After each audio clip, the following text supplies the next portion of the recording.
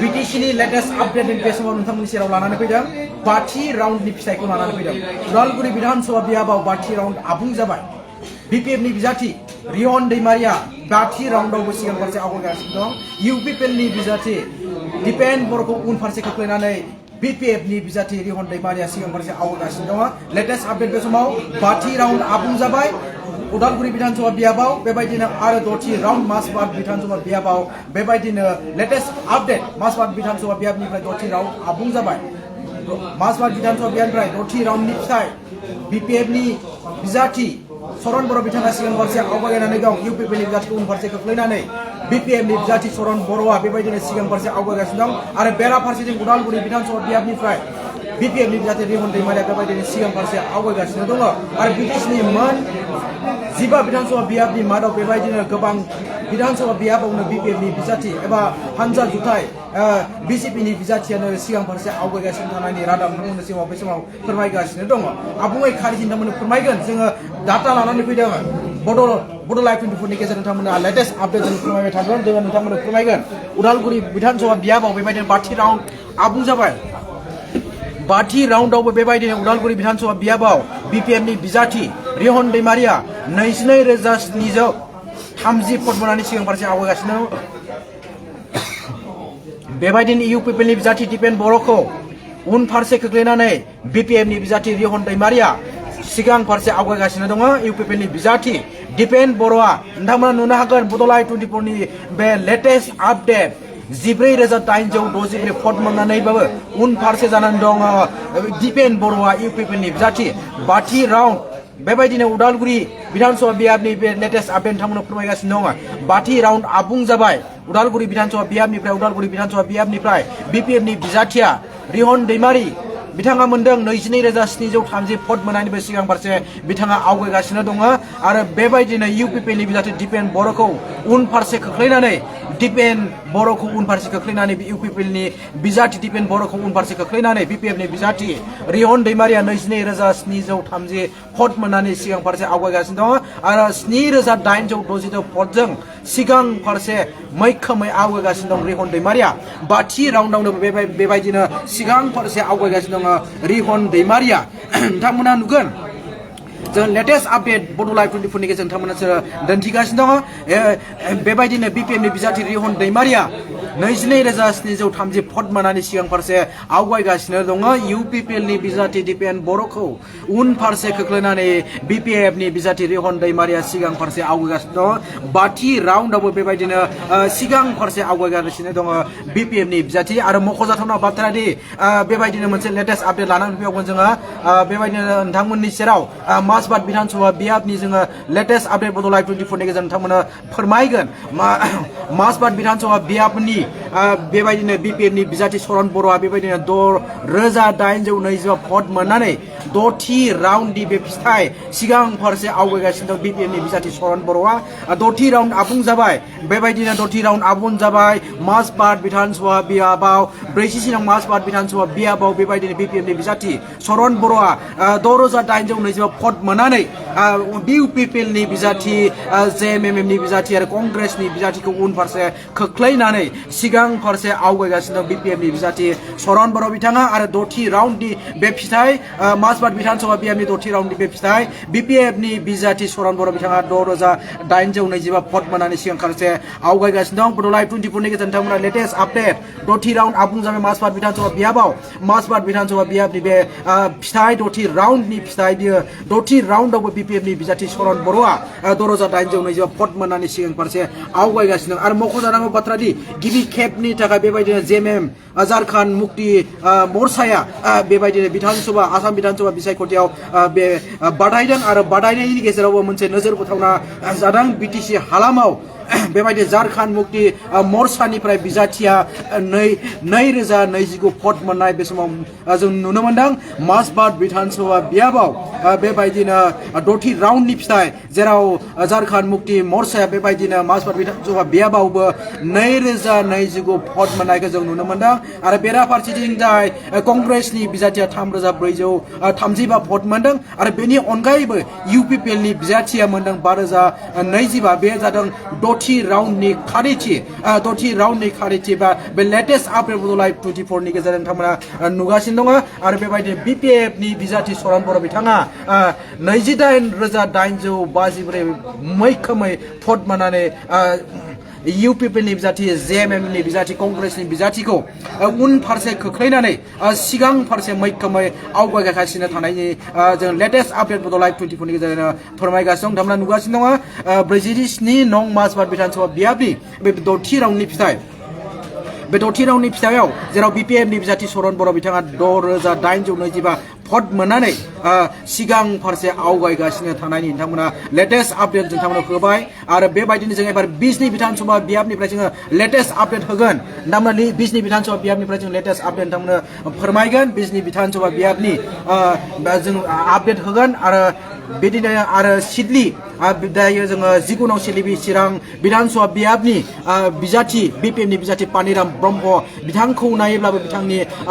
19 नं सिडली चिरां बिधानसभा बियाबावबो बिपिएफनि बिजाथि पानिराम ब्रह्म बिथाङा बिदिनो सिगां फारसे मैखोम भट मोननानै आवगायगासिनो दं पानिराम ब्रह्म बिथाङा 8,208 भट मोननानै इउपिपिएलनि बिजाथि रनजित बसुमतारीखौ उनफारसे खोख्लैनानै सिगां फारसे आवगायगासिनो बे जाबाय 4थि राउन्डनि फिथाइ 19 नं सिडली चिरां बिधानसभा बियाबनि 4थि राउन्डनि बे फिथाइ जों फोरमायगासिनो दङ बड' लाइभ 24 नि गेजेरजों नोंथांमोना बे लेटेस्ट आपडेट 19 नं सिडली चिरां बिधानसभा बियाबनि बे लेटेस्ट आपडेट नोंथांमोना फोरमायगासिनो दं बिपिएफनि बिजाथि जेराव पानिराम ब्रह्मआ 18,208 भट मोननानै 4थि राउन्डआवबो सिगां फारसे आवगायगासिनो दङ इउपिपिएलनि बिजाथि रनजित बसुमतारीखौ उनफारसे खोख्लैनानै सिगां फारसे आवगायगासिनो दं पानिराम ब्रह्मआ इउपिपिएलनि बिजाथि रनजित बसुमतारीया 14,512 भट मोननानै उनफारसे गोग्लैनानै दं पानिराम ब्रह्मनि उन जानानै दङ आरो बेबायदिनो जोङो नोंथांमोना लेटेस्ट आपडेट बड' लाइभ 24 नि गेजेरजों होगासिनो दङ आरो जोङो बेबायदिनो लाना फैगोन जोङो लेटेस्ट आपडेट नोंथांमोना बिटिसिनि मोन 15 बिधानसभा बियाबनि मादाव बेबायदिनो एनडिए हानजा जुथाइ जेराव बिजेपि बिपिएफआ मैखोमै बिफाव लागासिनो दं नोंथांमोननो जोङो लेटेस्ट आपडेट बड' लाइभ 24 नायगिरि नोंथांमोननि सेराव जोङो लेटेस्ट आपडेट होगासिनो दङ आरो बेबायदिनो बुंनो थांगोन मोन 15 बिधानसभा बियाबनि मादावनो बेबायदिनो बिटिसि हालामनि जेराव बिटिसि हालामनि जोङो जर'खायै नोंथांमोन जोङो बे आपडेट बा खारिथिखौ नोंथांमोन जोङो होगासिनो दङ आरो एनडिए हानजा जुथाइ बिपिएफ बिजेपिआ मैखोमै लिड लागासिनो दं एबा सिगां फारसे आवगायगासिनो दङ इउपिपिएल कंग्रेस गासैबो दोलो हानजाफोरखौ उनफारसे खोख्लैनानै बिपिएफ आरो बिजेपिआ सिगां फारसे आवगायगासिनो दङ बे समाव जोङो लेटेस्ट आपडेट लाबोगोन क'क्राझार बिधानसभा बियाबनिफ्राय क'क्राझार बिधानसभा बियाबनि जोङो 4थि राउन्डनि फिथाइखौ नोजोर होयोब्ला जोङो बेयावबो नुनो मोनगोन जेराव बिपिएफनि बिजाथि शिवली महिलारि बिथाङा बेबायदिनो इउपिपिएलनि बिजाथि लरेन्स इस्लारिखौ उनफारसे खोख्लैनानै मैखोमै बेबायदिनो गावनि मार्जिन एबा गावनि लिड लागासिनो थाङो सिगां फारसे आवगायगासिनो दङ बिपिएफनि बिजाथि शिवली महिलारिया बेबायदिनो 5,677 भटजों सिगां फारसे आवगायगासिनो दङ आरो मख'जाथावना बाथ्रा दि बेबायदिनो शिवली महिलारिया बेबायदिनो मोनफ्रोमबो राउन्ड 1थि 2थि 3थि आरो 4थि राउन्ड बे 4थि राउन्डनि फिथाइसिमबो बेबायदिनो बिपिएफनि बिजाथि शिवली महिलारिया सिगां फारसे आवगायगासिनो थानायखौ जोङो नुनो मोननाय जादों जेरावनि लरेन्स इस्लारि इउपिपिएलनि बिजाथि लरेन्स इस्लारिखौ उनफारसे खोख्लैनानै शिवली महिलारिया बेबायदिनो गावनि मैखोमै भटार्सफोरनि गोसोखौ जै खालामनो हादों होननानै जोङो थारैनो जों बुंनो नांगोन मानो होनोब्ला जोङो 4थि राउन्डनि फिथाइयाव जों नुनो मोनबाय बिपिएफनि बिजाथि शिवली महिलारिया मैखोमै भट मोननानै बियो गावनि बेबायदिनो बिसायख'थिनि बे दावहायाव मैखोमै बिफाव लानायखौ जों नुनो मोनदों आरो बेबायदिनो शिवली महिलारिया सिगां फारसे आवगायगासिनो थानायनि जोङो लेटेस्ट आपडेट जोङो नोंथांमोननो होगासिनो दङ बड' लाइभ 24 नायगिरि अनसायगिरि नोंथांमोननि सेराव जोङो लेटेस्ट आपडेट जोङो होगासिनो दङ बे समाव आरो बेबायदिनो जोङो बिटिसिनि जिबा बिधानसभा बियाबनि जोङो बेबायदिनो जर'खायै नोंथांमोननो लेटेस्ट आपडेट लानानै फैबाय थागोन आरो बड' लाइभ 24 अनसायगिरि नोंथांमोननि सेराव जोङो बेबायदिनो नोंथांमोननि सेराव हानायमानि जोङो बेबायदिनो जोङो गोख्रोङै जोङो बेबायदिनो बिसायख'थिनि फिथाइखौ जोङो नोंथांमोननो होबाय थागोन आरो मख'जाथावना बाथ्राया बेसोदि बिटिसिनिनो जिबा बिधानसभा बियाबनि मादावनो बेबायदिनो एनडिए हानजा जुथाइ बिथांमोना मैखोमै बिफाव लानायखौ नुनो मोननाय जादों आरो बेबायदिनो 20 नं बिजनि बिधानसभा बियाबनि फिथाइखौ नायोब्लाबो बेबायदिनो बिजेपिया मैखोमै लिड लादों एबा सिगां फारसे आवगायगासिनो दङ बे बिजेपिनि बिजाथि उरुप कुमार देआ बेबायदिनो कमल सिंह नार्जारिखौ उनफारसे खोख्लैनानै मैखोमै गावनि भटखौ बेबायदिनो गोसोखौ जै खालामनो हादों जेराव थामथि राउन्डआवबो इउपिपिएलनि बिजाथि कमल सिंह नार्जारिखौ उनफारसे खोख्लैनानै बिजेपिनि बिजाथि उरुप कुमार देआ मैखोमै थारमाने सिगां फारसे आवगायगासिनो दं 20 नं बिजनि बिधानसभा बियाबनि बे जादोंमोन आबुङै बे मोनसे खारैथि थामथि राउन्डनि फिथाइ जेराव बिजेपिनि बिजाथि उरुप कुमार दे बिथाङा सिगां फारसे मैखोमै आवगायगासिनो दङ आरो जोङो लेटेस्ट आपडेट बिटिसि हालामनि जिबा बिधानसभा बियाबनि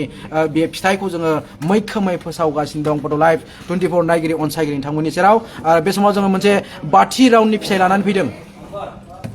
मख'जाथावना दि बाथि राउन्डनि बे जादों तामुलपुर बिधानसभा बियाबनि फिथाइ 43 नं तामुलपुर बिधानसभा बियाबनि बे फिथाइ नोजोर बोथावना जादों तामुलपुर बिधानसभा बियाबाव जेराव बिश्वजित दैमारी आरो प्रमद बर'नि गेजेराव मैखोमै दावहा जानायखौ नुनो मोननाय जादों आरो इउपिपिएलनि जाहाथे प्रमद बर'खौ उनफारसे खोख्लैनानै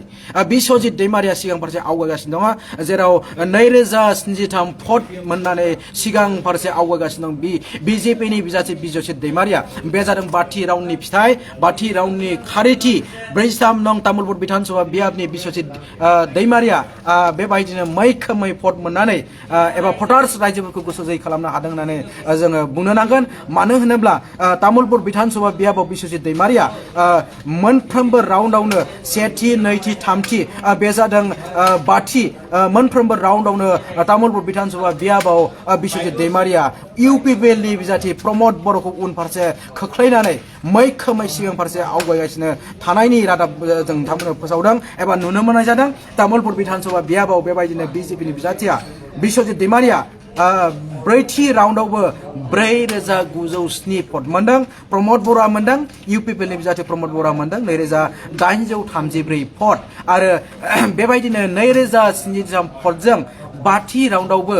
मैखोमै सिगां फारसे आवगायगासिनो दं बिजेपिनि बिजाथि बिश्वजित दैमारिया नोजोर बोथावना जादों तामुलपुर बिधानसभा बियाबाव मोनफ्रोमबो राउन्डआवनो बेबायदिनो तामुलपुर बिधानसभा बियाबाव बिश्वजित दैमारिया प्रमद बर'खौ उनफारसे खोख्लैनानै मैखोमै सिगां फारसे आवगायगासिनो थादों आरो नुनो मोननाय जादों बेबायदिनो बाथि राउन्डआवबो तामुलपुर बिधानसभा बियाबाव बिजेपि बिजाथि बिश्वजित दैमारिया प्रमद बर'खौ बेबायदिनो उनफारसे खोख्लैनानै बे सिगां फारसे आवगायगासिनो दङ आरो बेबायदिनो जोङो लेटेस्ट आपडेट नोंथांमोननि सेराव होगासिनो बड' लाइभ 24 नि गेजेरजों आरो जों लाबोबाय थागोन बेबायदिनो आबुं खारिथि बे समाव जोङो द'थि राउन्ड बे जादों उदालगुरि बिधानसभा बियाबनि द'थि राउन्डनि फिथाइ जेराव बिपिएफनि बिजाथि रिहन दैमारिखौ मैखोमै भट मोननानै सिगां फारसे आवगायगासिनो थानायनि जों बे खारिथिखौ मोनदों आरो नोंथांमोना नुनो हागोन 9062 भट मोननानै बे 9062 भटजों सिगां फारसे आवगायगासिनो बिपिएफनि बिजाथि रिहन दैमारिया बे जादों द'थि राउन्डनि फिथाइ 40 नं उदालगुरि बिधानसभा बियाबनि बे फिथाइ आरो जेराव बिपिएफनि बिजाथि रिहन दैमारिया 27707 भट मोनदों द'थि राउन्डआव आरो इउपिपिएलनि बिजाथि दिपेन बर'आ मोनदों 9635 भट नोंथांमोना नुनो हादों बड' लाइभ 24 नायगिरि अनसायगिरि नोंथांमोना नुगासिनो दङ लेटेस्ट आपडेट जों नोंथांमोननि सेराव लानानै फैदों बे जादों द'थि राउन्डनि फिथाइ उदालगुरि बिधानसभा बियाबनि बे फिथाइ जेराव द'थि राउन्डनि फिथाइयावबो बिपिएफनि बिजाथि रिहन दैमारिया मैखोमै भट मोननानै सिगां फारसे आवगायगासिनो दं आरो 9,000 भटनि मोननानै सिगां फारसे आवगायगासिनो दङ जेराव गासै भट मोनदों 6थि राउन्डआव 27,707 भट मोनदों BPF नि बिजाथि रिहन दैमारिया आरो UPP नि बिजाथि दिपेन बर'आ मोनदों 18,635 उदालगुरि बिधानसभा बियाबखौ नोजोर होयोब्ला जों नुनो मोनगोन रिहन दैमारिया मैखोमै लिड लागासिनो दङ आरो सिगां फारसे आवगायगासिनो दङ जेराव 9,000 भट मोननानै लिड लागासिनो दं रिहन दैमारिया मैखोमै सिगां फारसे आवगायगासिनो दङ BPF नि बिजाथि रिहन दैमारिया आरो नोंथांमोना नुगासिनो दङ जोङो फुल प्लेट नोंथांमोननि सेराव देखायगासिनो दं इलेक्सन ब्रेकिं 2020 बिधानसभा बिसायख'थिनि ब्रेकिं लेटेस्ट आपडेट 6थि राउन्डनि फिथाइ उदालगुरि बिधानसभा बियाबनि फुल प्लेटनि गेजेरजों नोंथांमोना फोरमायगासिनो दङ बे जाबाय 6थि राउन्ड 40 नं उदालगुरि बिधानसभा बियाबनि बे फिथाइ जेराव 40 नं उदालगुरि बिधानसभा बियाबाव BPF नि बिजाथि रिहन दैमारिया मैखोमै सिगां फारसे आवगायगासिनो थानाय नुनो मोनदों नोंथांमोना दिन्थिगासिनो दङ जोङो रिहन दैमारिया 27,707 भट मोननानै नोंथांमोना नुगोन 27,707 भट मोननानै BPF नि बिजाथि रिहन दैमारिया सिगां फारसे आवगायगासिनो दङ दिपेन बर'खौ उन फारसे खोख्लैनानै रिहन दैमारिया सिगां फारसे आवगायगासिनो दङ UPP नि बिजाथि दिपेन बर'आ 8,635 भट मोनदों बे जादों 6थि राउन्डनि फिथाइ जेराव BPF नि बिजाथि रिहन दैमारिया उन फारसे खोख्लैदों दिपेन बर'खौ आरो मैखोमै 9,000 भट मोननानै लिड लागासिनो दं रिहन दैमारिया एबा सिगां फारसे आवगायगासिनो दङ रिहन दैमारिया बे जादों 6थि राउन्डनि फिथाइ आरो लेटेस्ट आपडेट लानानै फैगासिनो दं बेबायदिनो BTC हालामनि मोनजिबा बिधानसभा बियाबनि बे जादों फिथाइ आरो 6थि राउन्डनि फिथाइ बे जादों उदालगुरि बिधानसभा बियाबनि आरो गोबां खारिथि लानानै फैबाय थागोन नोंथांमोननि सेराव बेबायदिनो बे जादोंमोन उदालगुरि बिधानसभा बियाबनि फिथाइ आरो बेबायदिनो जोङो नोंथांमोननि सेराव जोङो बड' लाइभ अनसायगिरि नोंथांमोननि सेराव जोङो बे लेटेस्ट आपडेट लानानै फैबाय थागोन बेबायदिनो BTC हालामनि आसामजों लोगोसे BTC हालामनि मोन 15 बिधानसभा बियाबनि मादाव बेबायदिनो NDA हानजा जुथाइ जेराव जों मख'नांगोन BJP BPF आ मैखोमै बिफाव लादों सिगां फारसे आवगायगासिनो दङ BPF BJP हानजा जुथाइया आरो बेबायदिनो जोङो 5थि राउन्ड 6थि राउन्डसिम जोङो फिथाइखौ होबाय आरो बेबायदिनो 6थि राउन्डसिमबो BJP BPF हानजा जुथाइ हानजाया मैखोमै सिगां फारसेनो आवगायगासिनो थानायनि रादाब मोनदों आरो गोबाङै नोंथांमोननि सेराव जोङो गोख्रोङै आपडेट लानानै फैबाय थागोन बड' लाइभ 24 अनसायगिरि नायगिरि नोंथांमोननि सेराव जोङो बेबायदिनो लेटेस्ट आपडेट जोङो BTC हालामजों लोगोसे जोङो आसामनि बे बिसायख'थिनि फिथाइखौ लानानै जोङो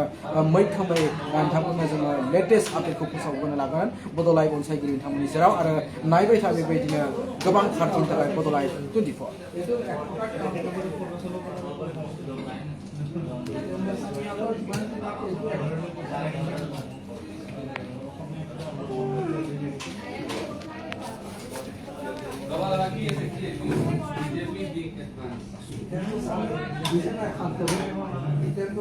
জীৱনৰ এক প্ৰকাৰ লাষ্ট ইলেকশ্যন কিন্তু সমগ্ৰ নেশ্যনেল ইলেকশ্যন ড্ৰ কৰি দিয়ে আৰু নেশ্যনেল ষ্টৰী হয়